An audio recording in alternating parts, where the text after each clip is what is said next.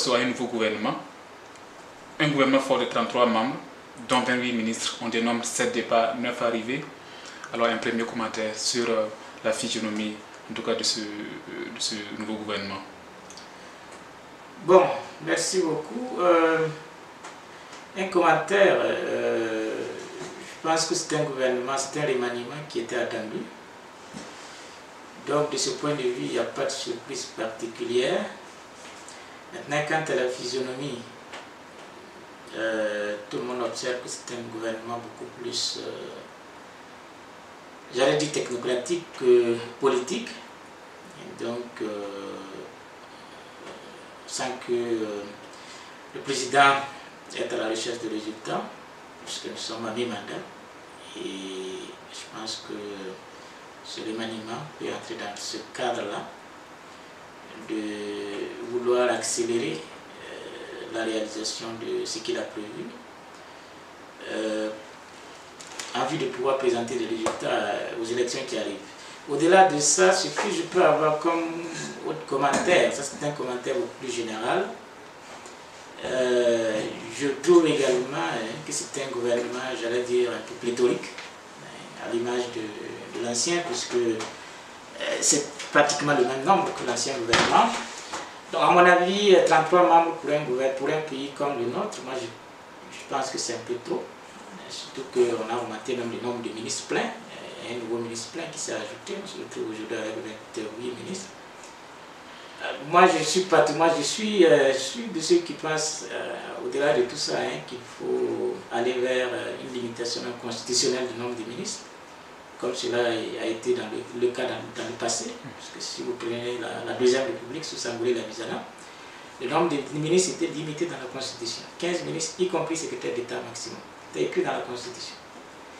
C'est que également la Commission nationale de réconciliation et de réforme qui avait été mise sous la transition avait également proposé, dans son projet de constitution, la Commission avait également proposé que le nombre de ministres soit limité à 25 maximum. L'avantage c'est quoi? L'avantage c'est que bon, une fois que c'est limité constitutionnellement, tout nouveau pouvoir qui arrive ne fait que pouvoir au poste qui existe, sans pouvoir manipuler à sa guise, disséquer, couper les ministères pour satisfaire à ses militants ou à ses cadres. Et économiquement, on voit que 15 minutes par rapport à 33 ministres, ça, non seulement on gagne en efficacité dans l'action du gouvernement, mais également on gagne au plan économique. Mais malheureusement, la commission constitutionnelle, en tout cas de son projet de constitution que j'ai vu, cette question n'a pas du tout été abordée. Donc, on est toujours dans un système où chaque pouvoir qui arrive définit le nombre de ministères qu'il veut. Et si on sort au-delà du Burkina, parce que si vous prenez des pays développés comme les États-Unis, le nombre de ministres est fixé par loi, pas par la Constitution, mais c'est fixé par une loi qui a pratiquement valeur constitutionnelle. De sorte que quand le président arrive, il ne fait que pourvoir. Vous prenez également l'Angleterre, c'est comme ça, le nombre de ministres est limité par la tradition politique là-bas, de sorte que quand le pouvoir arrive, il ne fait que pourvoir au nombre de ministres. Mais bon, sur nous, c'est une occasion ratée encore une fois, puisque je ne suis pas sûr que, puisqu'il y a encore une autre, le projet va être discuté pendant le référendum, mais je ne suis pas sûr qu'on pourra faire de grandes modifications, puisque le choix politique n'a pas été fait. Il semble que ce n'est pas cette option qui a été discutée au sein de la Commission constitutionnelle. Selon beaucoup d'observateurs, on ne s'attendait pas à ce que le Premier ministre Paul Kabatiba soit reconduit dans ce nouveau gouvernement. Et à la surprise générale, voilà, il a été reconduit. Vous également, ça vous a surpris de le voir? Bon, oui et non, oui, parce qu'effectivement tout le monde le voyait partant, hein, puisque la plupart des analystes, y compris, il était même susurré que lui-même il voulait partir. Je ne sais pas si c'est vrai, mais tout le monde le voyait partant. Donc, le voir revenir, ça peut sembler de prime abord comme une surprise, mais il ne faut pas oublier aussi que je pense qu'il y a deux éléments importants ici. Il y a d'abord effectivement que c'est l'un des artisans, ou en tout cas l'un des éléments clés du Programme national de développement économique et social. Et de ce point de vue-là, le laisser partir ou le faire partir peut-être pour le président, ça allait casser un peu la dynamique de son programme. Et au-delà de ça, il ne faut pas oublier également que le président a eu du mal à trouver un Premier ministre au début de son mandat. Vous savez que c'est un secret de polichinelle que le MPP, c'est un pouvoir à plusieurs têtes, même si malheureusement une des têtes est partie. Donc on a tout suivi, tout le débat et toute la difficulté qu'il a éprouvée pour sortir son Premier ministre. Donc s'il est décidé de le faire partir maintenant, remplacé par qui? Peut-être qu'on allait encore tomber dans ce débat-là interne et on allait peut-être faire encore un mois sans Premier ministre. Donc alors que bon, lui il est déjà là, il avait déjà fait l'unanimité, ou en tout cas c'est lui qu'on avait pu imposer, ou en tout cas désigner. Le plus simple, pour ne pas ouvrir encore le débat, c'était de le reconduire. Donc je pense que ces deux éléments-là, au niveau donc, du PNDS, mais également le fait que ce n'est pas très évident de pouvoir sortir un homme qui va faire l'unanimité en si peu de temps, peut-être militer en faveur de la reconduction de ce débat. Et lui-même, on sent que quand même, c'est pas facile pour lui, puisqu'il était tiraillé de toutes parts, donc on sentait qu'il était éprouvé. Maintenant, est-ce que c'est avec plaisir qu'il reste, ou bien c'est parce que, bon, finalement, il veut rendre service à son ami, Monsieur le Président. De toute façon, c'est qui ça. D'accord. Alors, il disait ce remaniement a été essentiellement mis en œuvre pour des raisons d'efficacité gouvernementale et surtout accélérer la mise en œuvre des réformes et des chantiers dans le cadre du PNDS. C'est Paul Kabatiba lui-même qui le dit. Alors, c'est un avis que vous partagez? Vous trouvez que le gouvernement précédent a souffert peut-être d'un mauvais casting? Bon, je ne dirais pas qu'il a souffert d'un mauvais casting, parce qu'en réalité, pour moi, au-delà des hommes, ce qui compte dans le gouvernement, c'est le leadership du président et du Premier ministre. Donc, de ce point de vue-là, si ces deux hommes-là restent, je ne vois pas fondamentalement qu'est-ce qu'il y aura de nouveau. Maintenant, effectivement, en changeant de gouvernement, ça peut donner un nouveau souffle. Et ça peut, au plan symbolique déjà, c'est bon, ça peut donner un nouveau dynamisme. Et peut-être qu'il y a des ministres qui n'ont pas bien fait leur travail. De toute façon, c'est le président et le Premier ministre qui le savent, puisque c'est eux qui les avaient commis à cette tâche. S'ils ont jugé nécessaire de remplacer certains, je ne suis pas certain que c'est purement politique. Peut-être qu'effectivement, qu'il y a eu aussi des raisons d'insuffisance dans certains départements qu'ils ont dû constater et que comme ils ont besoin de résultats, et surtout le président, puisque c'est lui qui est redevable, il a besoin de résultats pour se faire réélire, puisque tout le monde sait quand même qu'il va vouloir révéloter. Peut-être que cela a pu justifier qu'il essaie de changer certaines personnalités pour espérer voir son programme, la mise en œuvre de son programme accélérée. D'accord. En tout cas, ce n'est pas un point de vue qui est partagé par l'opposition, qui dénonce un jeu de chaises musicales. Alors, un non-événement selon l'Union pour le progrès et le changement UPC, qui dit ne rien attendre de ce gouvernement, et préférant donc dénoncer le système même de gouvernance. Est-ce que c'est un avis que vous comprenez? Ou bien c'est purement de la politique? Non, bon, je ne dirais pas jusqu'à dire que c'est un non-événement, mais je pense que d'une certaine manière, effectivement, l'opposition a un peu raison, puisque un remaniement ministériel, au fond, c'est quoi?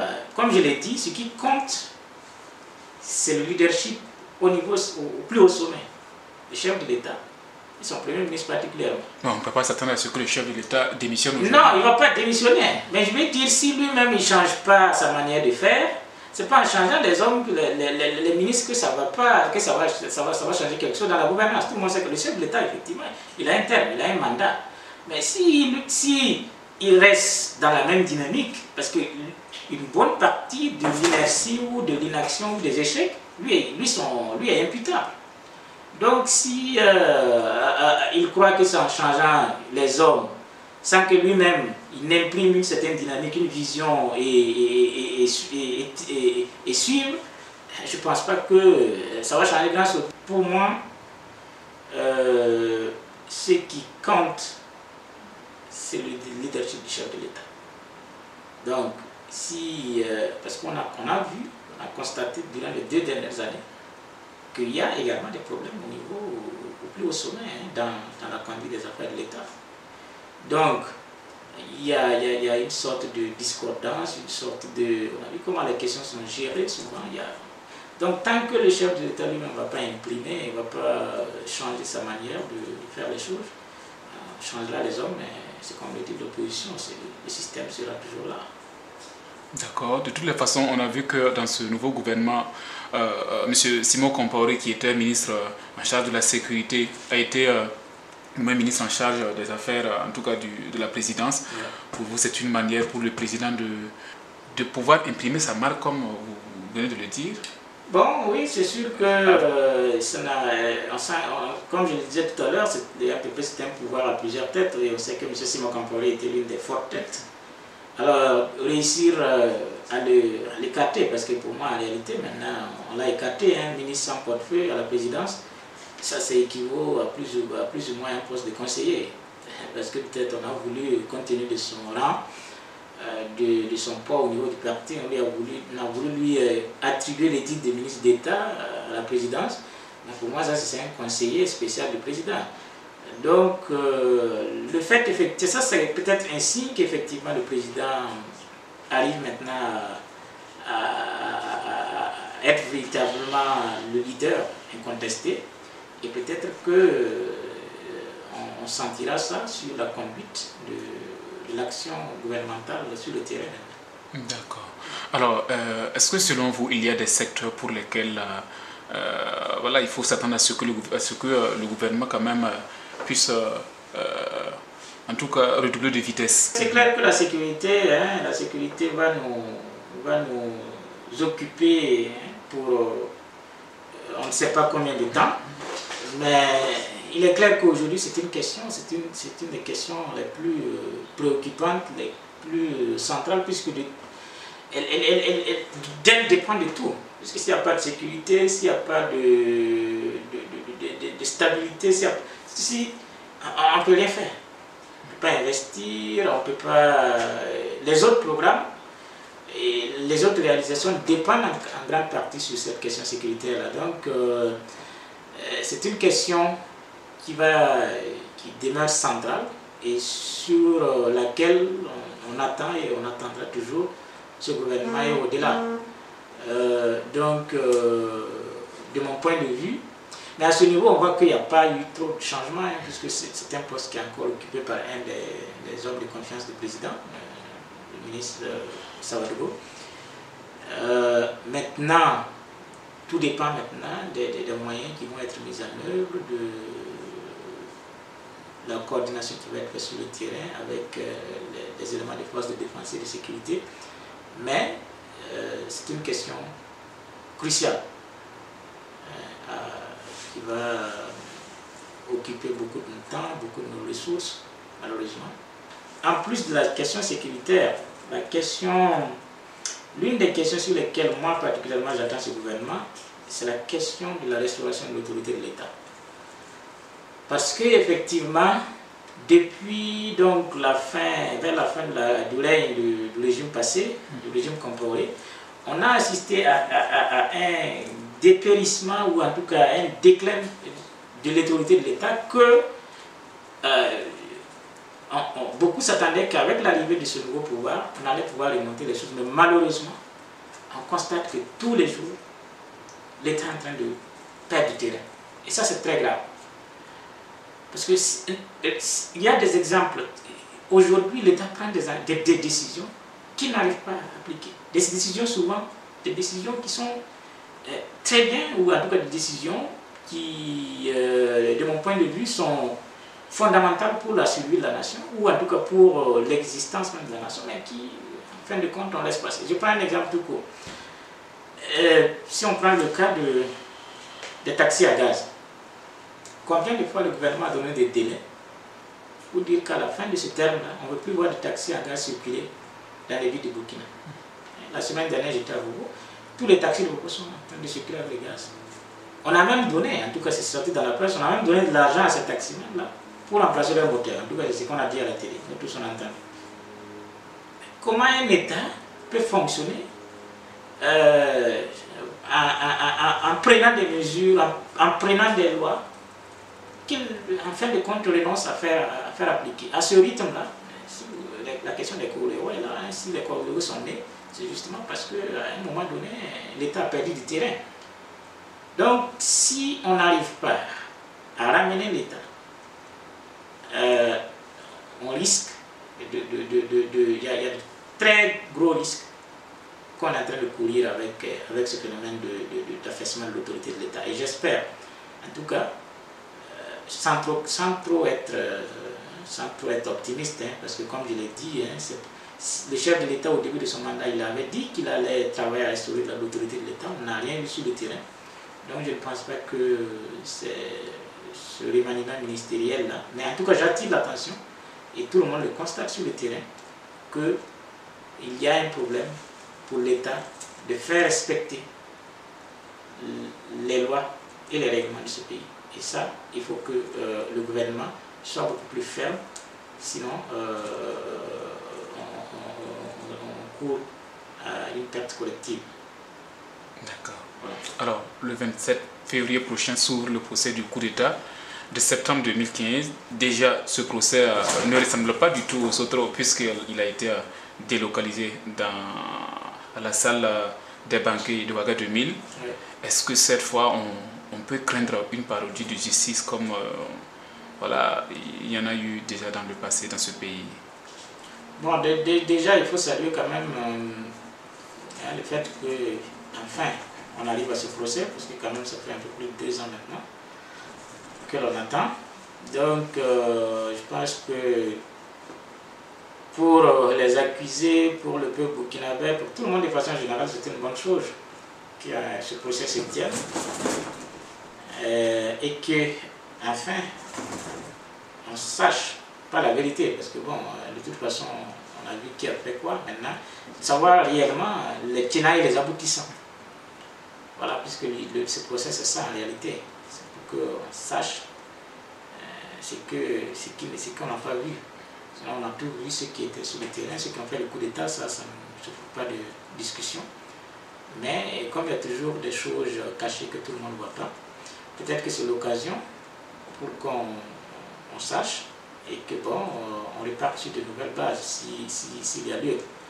Maintenant, est-ce que ça peut aboutir à une période de justice? Je pense que ça va être très difficile, puisque nous sommes dans un contexte ouvert où tout le monde, où les choses sont, on arrive à cacher difficilement ou à étouffer difficilement les informations aujourd'hui.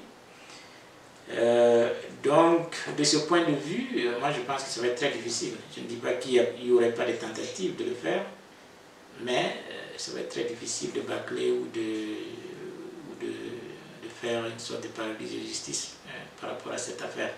Je vous remercie. Pas de problème. Voilà. Merci à vous.